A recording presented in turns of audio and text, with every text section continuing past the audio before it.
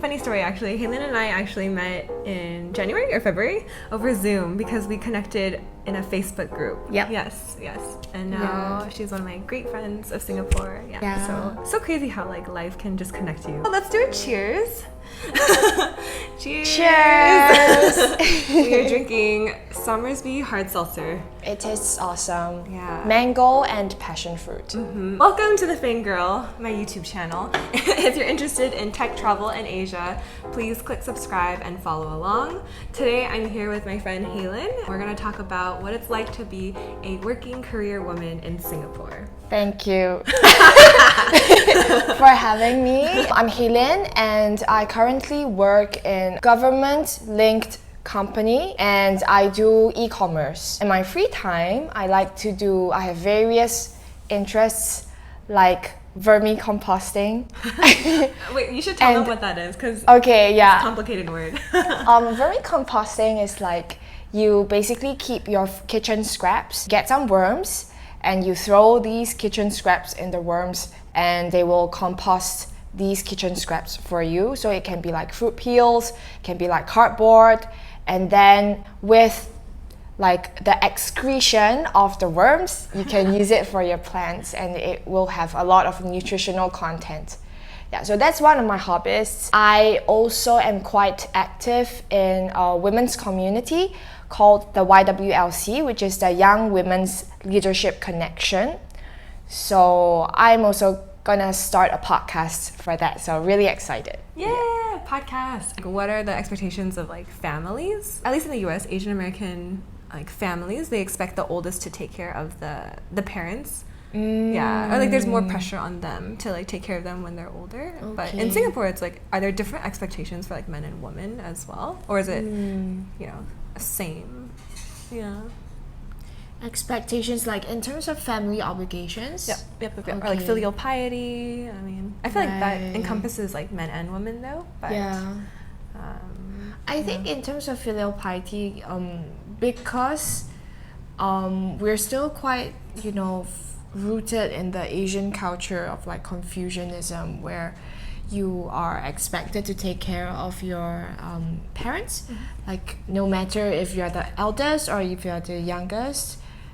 Usually in Singaporean households, like for example, when all the children have been married off or like have their own families, they would still come together, like they probably would pull together a certain fund or they would pull together money and then they would give to their parents every month. Oh yeah. Yeah, so I think it's quite an even split. It's not like, the son has to contribute more than the daughters. Yeah. It's usually quite the same. And in fact, I think maybe daughters would, if not contribute more in terms of like monetary contributions, but more also in terms of their time and their service. There are cases whereby the unmarried daughters of the family would take care of the aging parents. But I wouldn't say it's like an expectation per se. I think it depends from family to family, but I do see quite a lot of examples around me where the ladies would do more of the taking care of the parents. Not to say that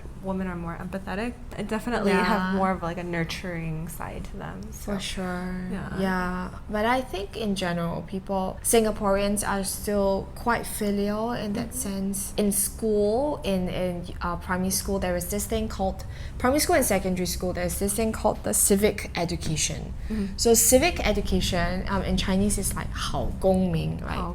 A good citizen. Being a module on how you can be a good citizen. Yeah. And one of the ways that you could be a good citizen is through taking care of your parents. Yeah. And then I remember like in primary school, like elementary school and in secondary school, where you would have to discuss what are the pros and the cons of sending parents to the elderly, like the old folks home. Oh, okay. So there's kind of like a stigma to that, like sending your elderly parents to the old folks home, because it shows that you're washing your hands of your parents. That's hard, and it's kind of frowned upon. So in primary school we would have to like debate about that and write essays about how it's not good to send your parents to the old folks home, and condemning people, not really condemning, that's a strong word, but like just like saying that it's not acceptable. Yeah, Interesting. to do that. So there the expectation in Singapore that like you'll live with your family after, even after marriage? Not really living with your family after marriage. I mean, you can always move out, but then with the whole BTO scheme, there's a side track on this, but the BTO also gives you more subsidy if you live closer to your parents. Oh, okay. Yeah, like I think within how many km? I forgot how many km. I think it's less than 10 km between your house and your parents' house. Then you get more subsidies. This also helps in terms of child. Your parents can come and help to take care of your children. Also, if your parents are aging, you can also go over and take care of your parents. Okay. Yeah, so that is also kind of like a policy in that way. But in general, I think people are taught to take care of their parents, take care of their children, and I guess it's good in a way. Yeah. So you don't see other people in the hawker center selling tissue paper packs. I'm not sure if you've seen those. Like, you know, like people always give them money to help them as well. Or like you see older people collecting cardboard boxes. Yeah, I saw that post recently on Mothership about like the older lady collecting plastic cardboard boxes, and I think like the entire community just like was like, oh my god, like want to take care of her and like reach out to her. And, like there was someone who was like I don't know, maybe he was like a millennial or 30-something years old, but he wanted to highlight it and talk about it. Yeah. So it's interesting that you mentioned that because it seems like it's deeply rooted in the culture. Quite right? so, And it's something that is kind of taught to you at a young age, and then you go off and take care of your parents or take care of the elderly. Sure, and also because like I think, I mean in the US, you know, you're expected to move out of your house by 18, right? But then in Singapore, most people still stay with their parents until they get married, which is maybe like mid-20s. Or even if you want to be single, and then you can stay with your parents till you're 35, and then you can get like a flat by yourself. So I think you spend quite the first portion of your life with your parents, and you feel that you want to, you know, do good, you want to take care of them, you want to contribute back to them. Like, and also it's quite common for people who have started working to give, you know, a portion of your salary to help with the family. I see. Yeah, so I mean, even for myself, like I would give, you know, a percentage of my salary to help with, you know, the bills and stuff like that. Because I'm staying with the family. That's true. That's true. Yeah, because you're not paying. Well, technically, in that sense, you would be like helping the family out with like food, groceries, bills, utilities, and like rent. That makes sense. That's good. You're a good daughter. I'm like, I try to call my parents. I'm like, hi, you're a good daughter too. I could be a better daughter every single day. But yeah, I mean, I think what would be interesting too is maybe like kind of peer into the mind of yourself. I know you are probably one of, you know, the hardest working people I know in Singapore. So we were at a restaurant and she was like working like her laptop trying to like find us with her laptop open and like that working. Was just one time. And then there's a photo of her like crouching down. That's just one time.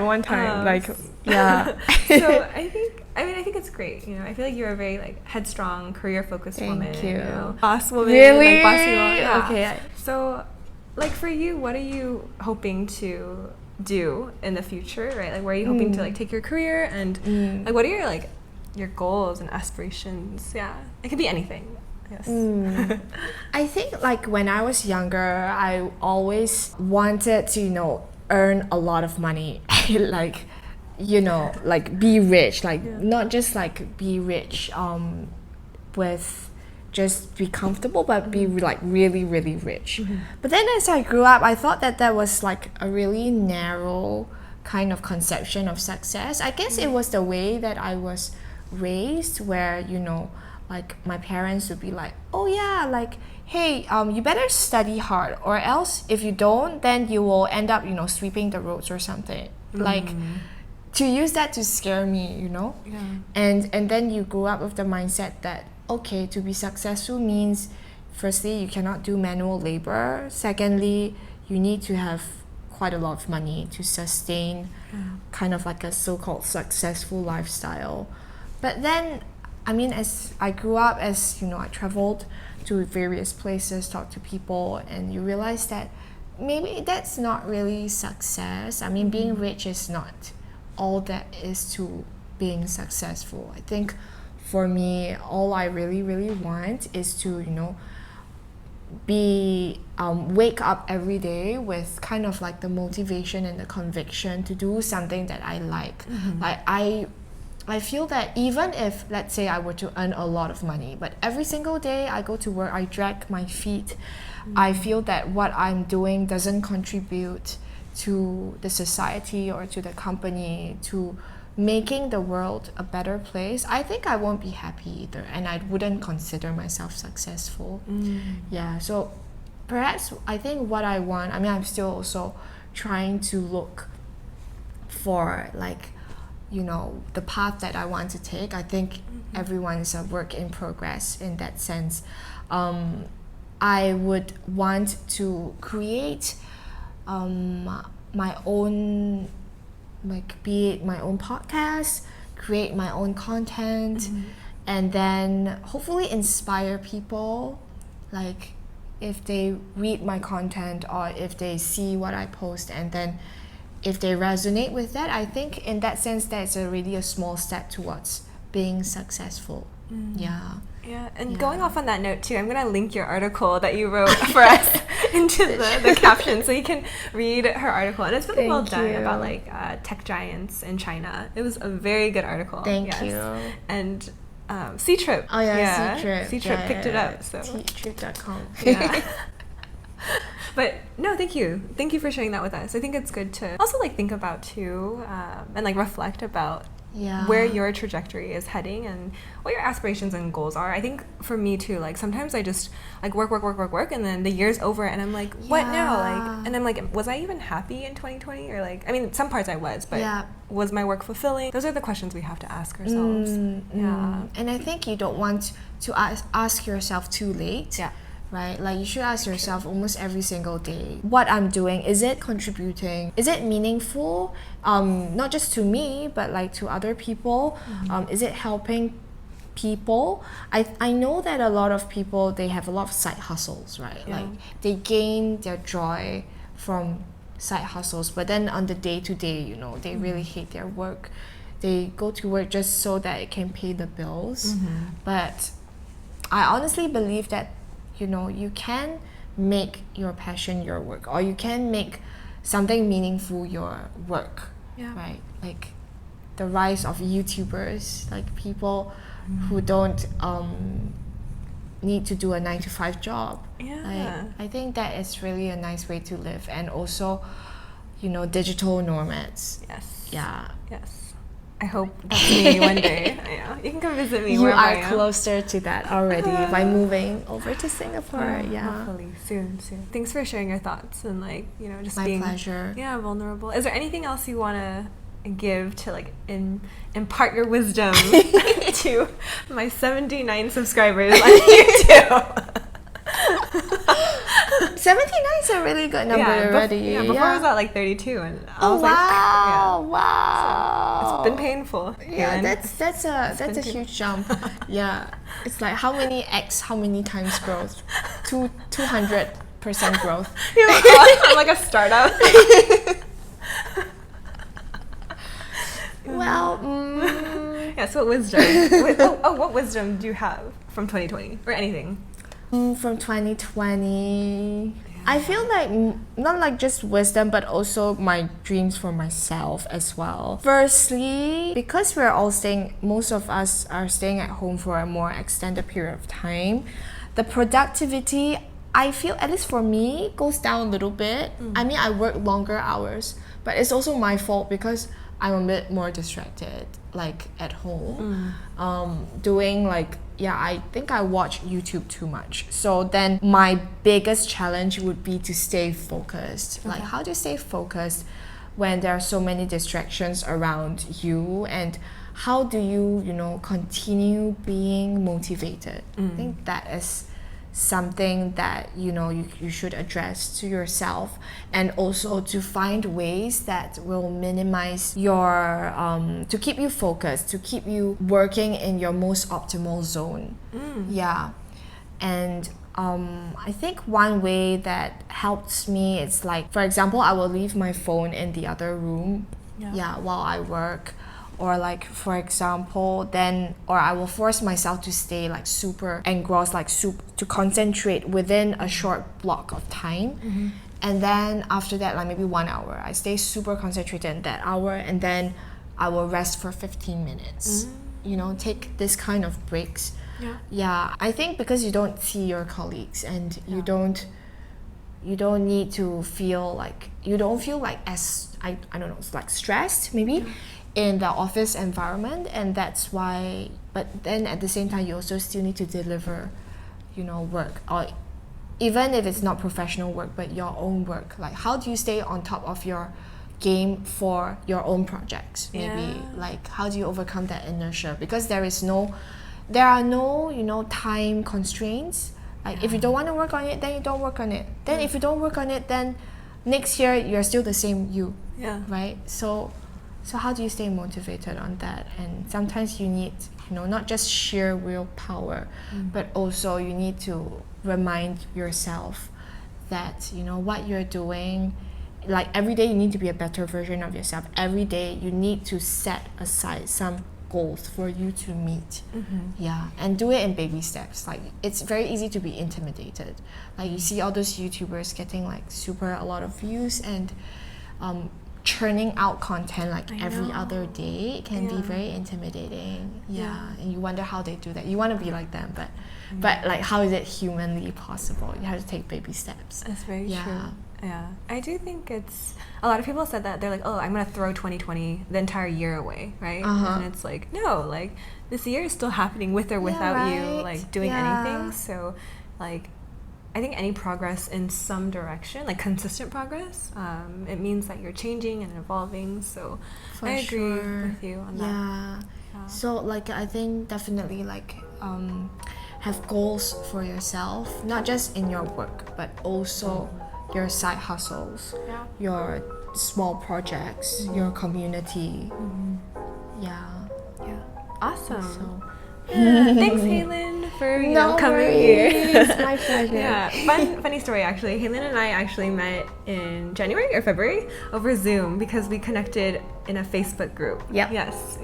And now she's one of my great friends of Singapore.